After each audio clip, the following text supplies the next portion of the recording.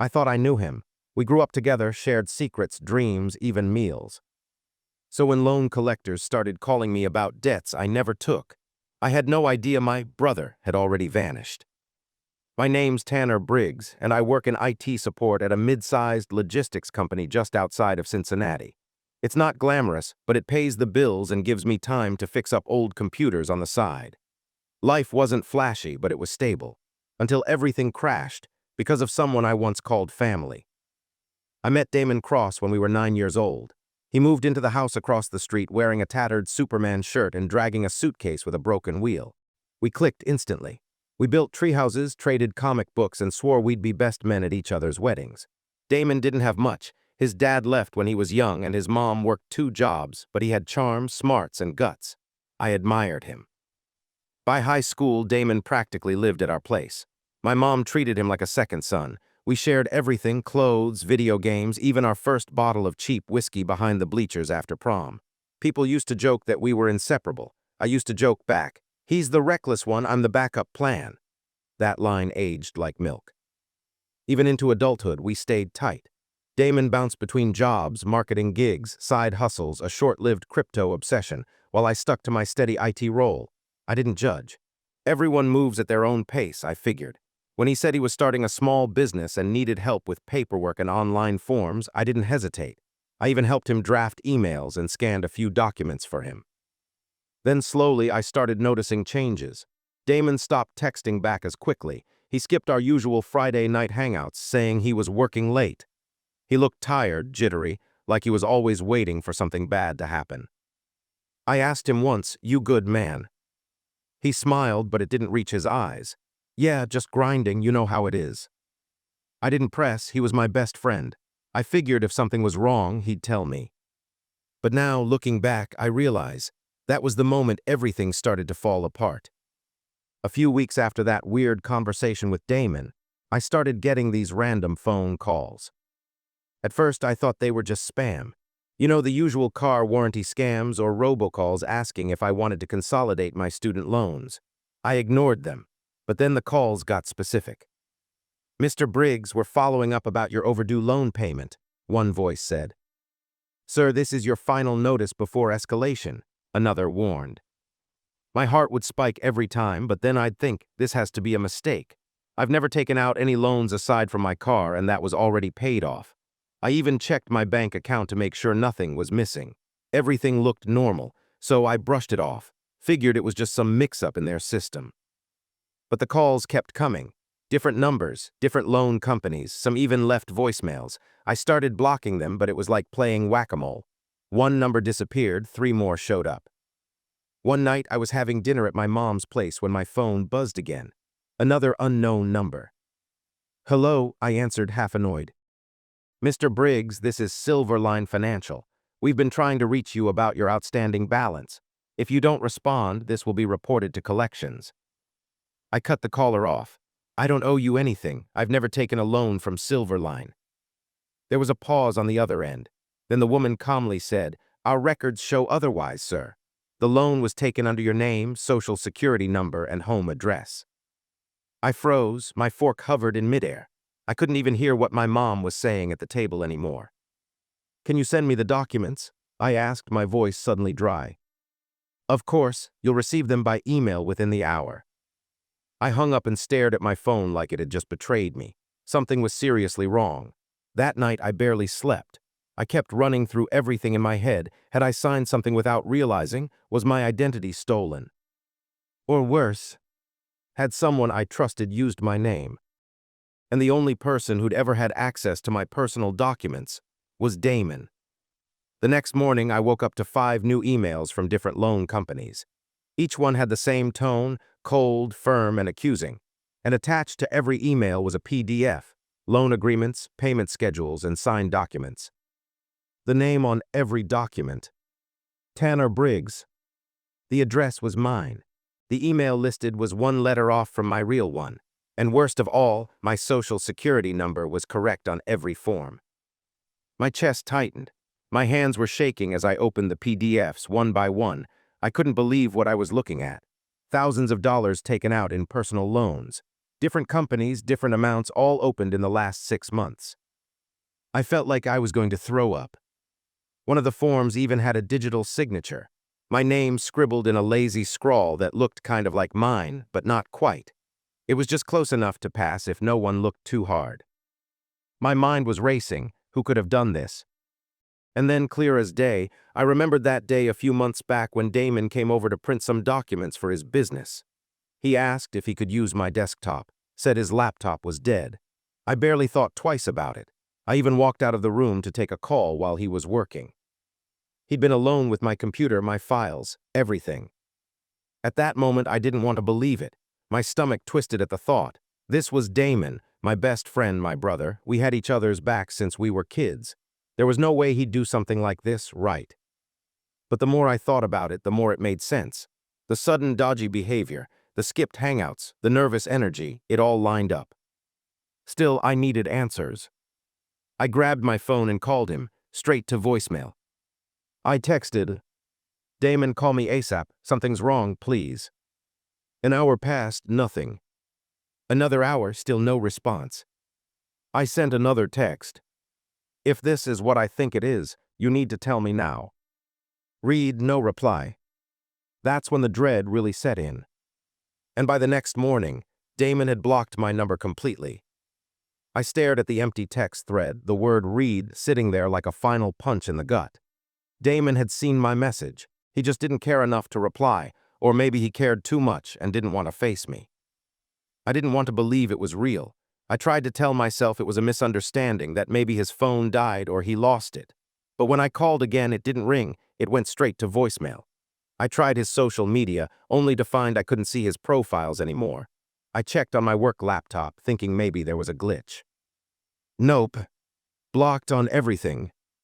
That's when it really hit me. This wasn't some accident. Damon had ghosted me intentionally.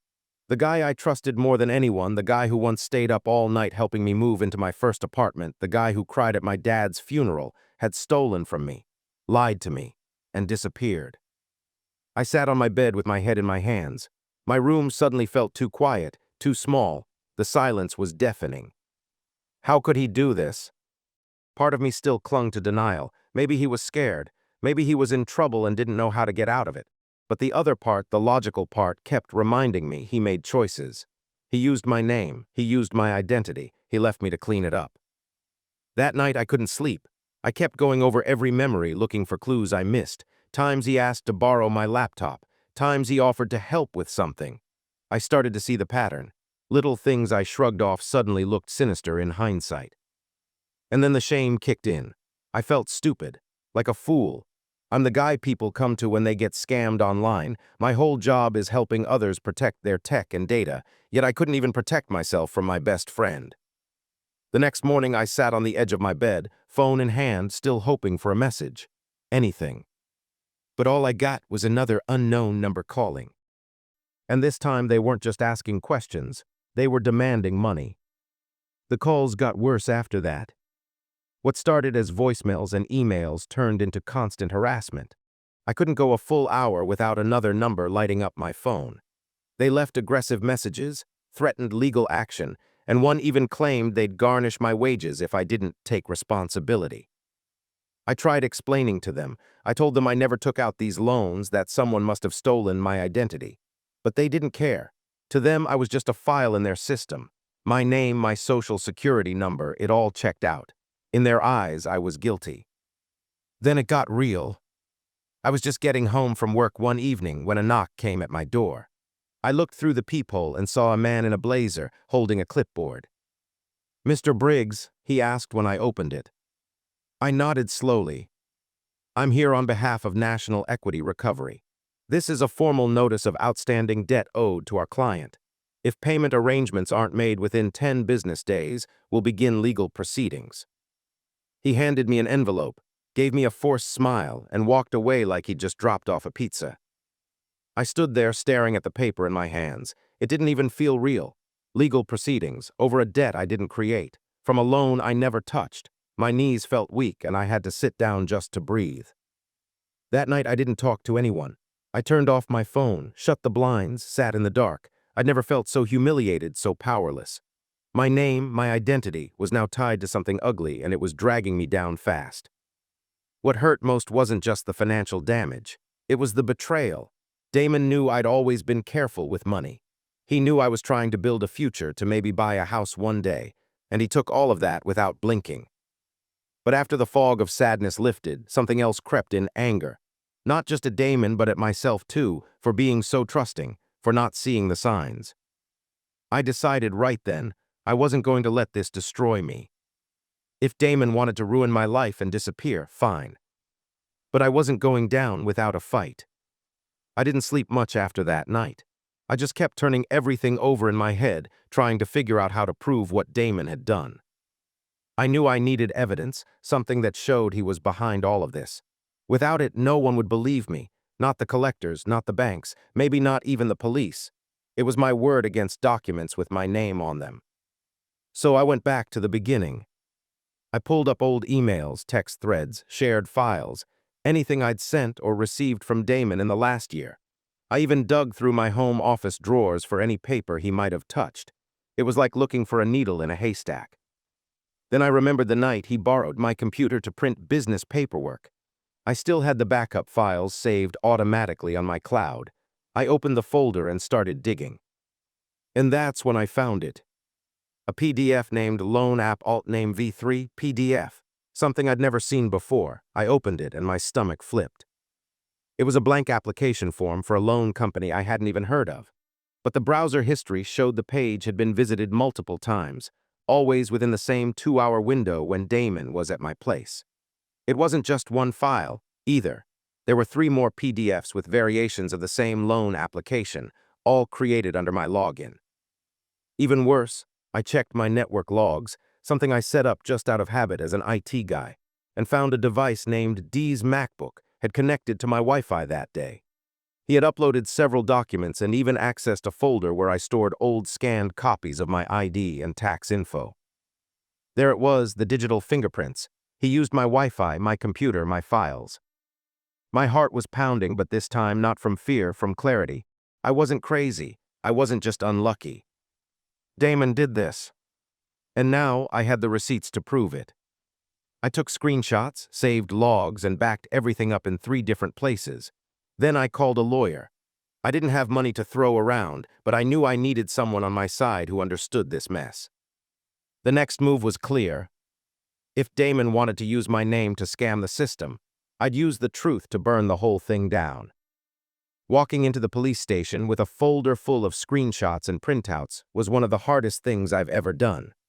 I felt exposed, like I was dragging my own dirty laundry into the light, except it wasn't even mine.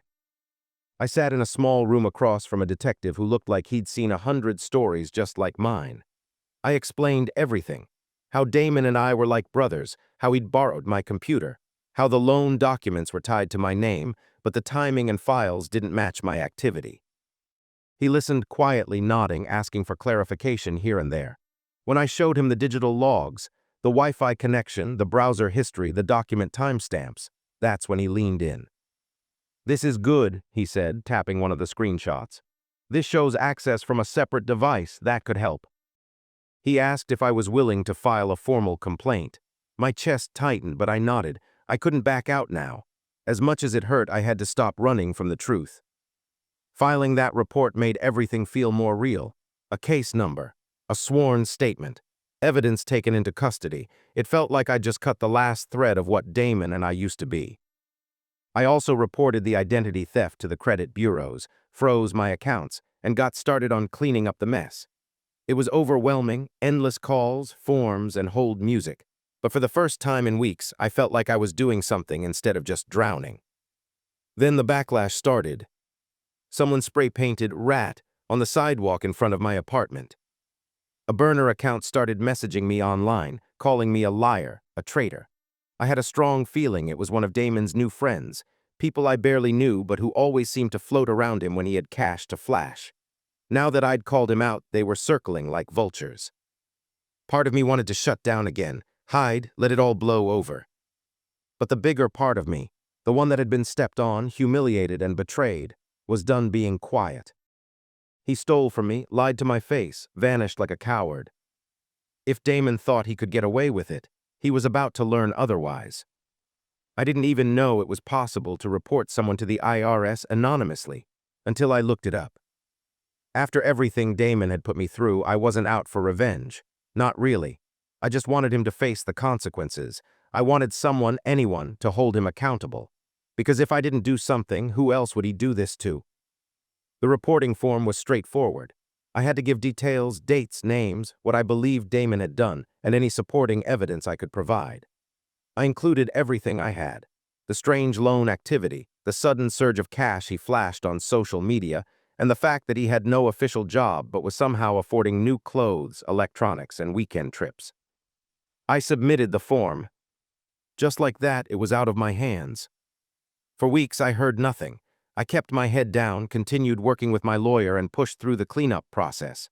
Slowly, the loan accounts started being flagged for investigation. I got letters confirming that some of the debts might be removed from my name. It wasn't over, but at least the tide was starting to turn. Then I got a text from a mutual friend, someone I hadn't heard from in months. "Yo, did you hear about Damon?" I froze, my fingers hovered over the keyboard. "What about him?" A few minutes passed. "His accounts are frozen. IRS flagged him. He's freaking out, talking about fines and audits. What's going on?" My heart beat a little faster, but not from fear, from justice. Damon must have thought I'd stay quiet, that I'd crawl away ashamed. But now he was facing the system he tried to cheat with my name. I didn't respond to the text. There was nothing more to say. Later that week, I saw his face pop up in my suggested friend's feed. He'd unblocked me, maybe hoping to explain himself, or maybe hoping I'd back off.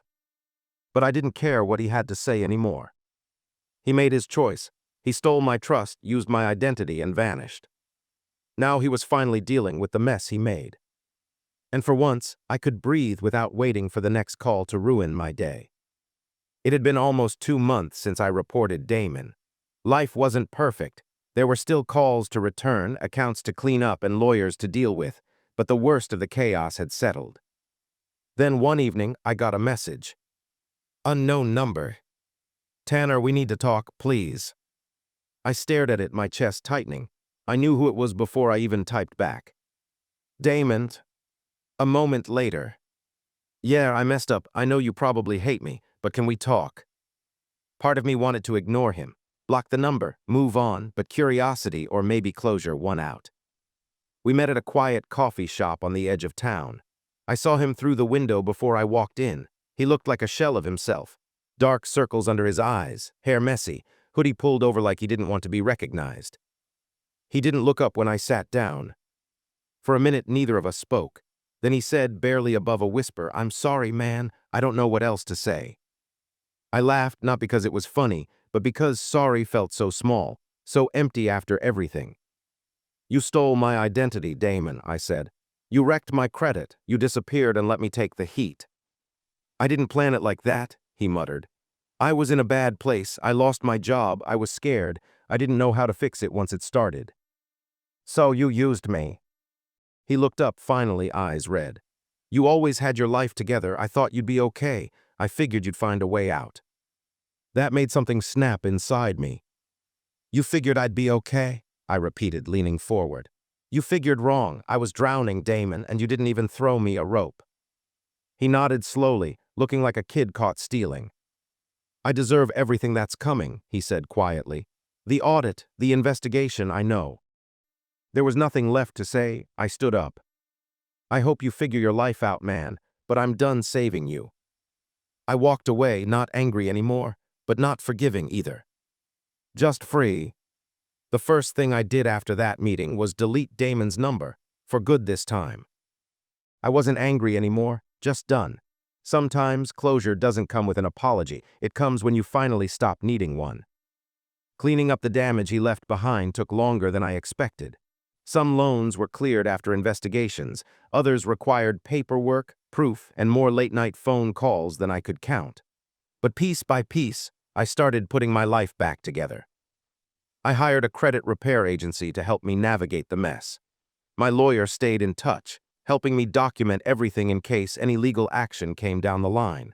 I even started seeing a therapist, Not because I was broken, but because I didn't want to carry all this weight alone anymore. I also started being more careful with my passwords, my devices, my trust. It's a weird feeling, learning to be cautious without becoming bitter. I didn't want to walk through life thinking everyone had bad intentions. But I knew now that even the people closest to you can hide things, can hurt you. Still, not everything was lost. My job stuck by me. My boss even offered time off if I needed it, but working gave me purpose, structure, a reminder that this part of my life, my career, my integrity was still mine, untouched. One evening, a few months after the dust settled, I stood in front of the mirror and barely recognized the guy staring back. Not because I looked different, but because I felt different. Stronger, wiser, and maybe even a little more at peace. What Damon did to me will always be a scar, but scars mean you survived. I came out of it with my name intact, my head high, and a new understanding of what it means to rebuild. I still don't know what'll happen to him.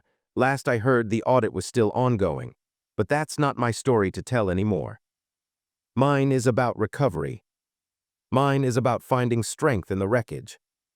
And if I learned anything through all this, it's that sometimes the people who try to break you end up building the strongest parts of who you become. One step at a time, I'm moving forward. And this time my name stays mine.